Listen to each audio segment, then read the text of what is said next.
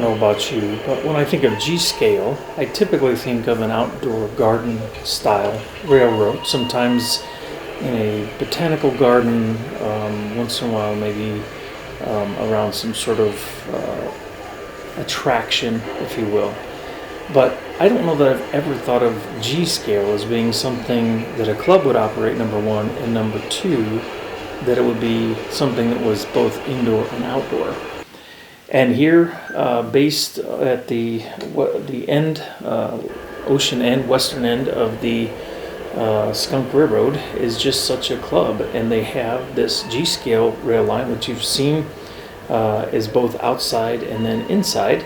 And as you might imagine, being G-scale, it is enormous.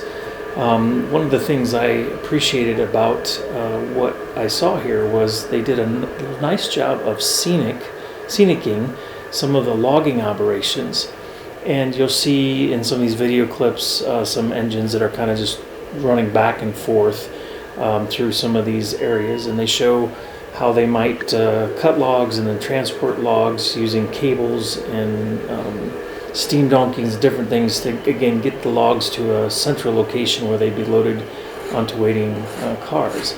And so it's really amazing some of the detail that's gone into this layout. And you can see that they have it kind of set up generally for the public. But then the gentleman who was operating the layout told me they do have operating sessions. And they use battery or dead rail trains. And so those are controlled with remote control.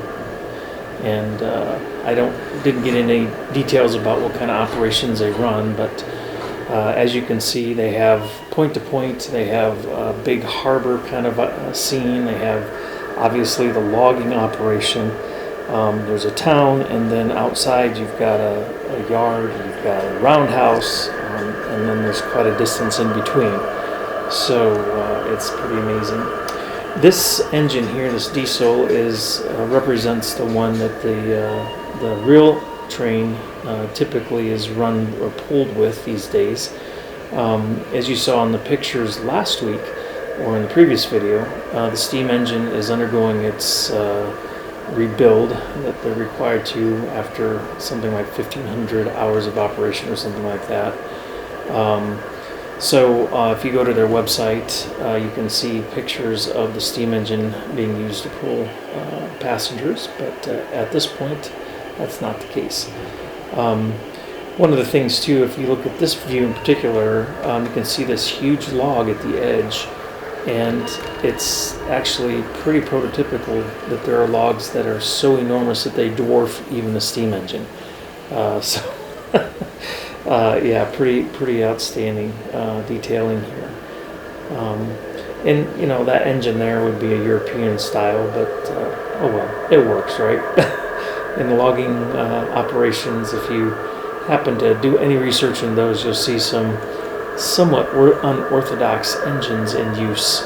Sometimes some what appear to be pretty much handcrafted or homespun steam engines that would pull trains and be able to, pull logs onto trains, and had all kinds of different operations that they could use from the steam engine itself. So certainly more of a workhorse than what we're used to seeing in mainline operation.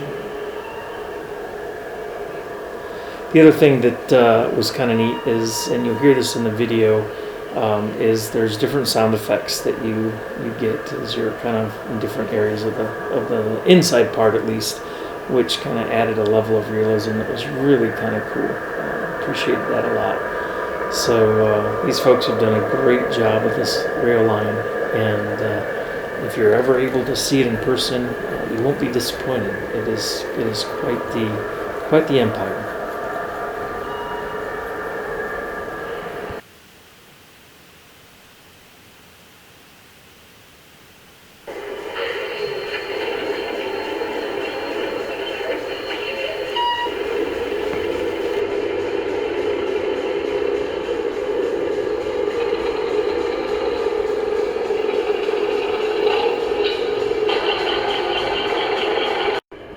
And in this case, we didn't have room to put a battery there. So we run a separate battery car. This is a lithium-ion battery, and there is the charger right now Okay. where it's charging up. Yep. They'll run for 2 to 3 days off of one charge. Wow. That's outstanding.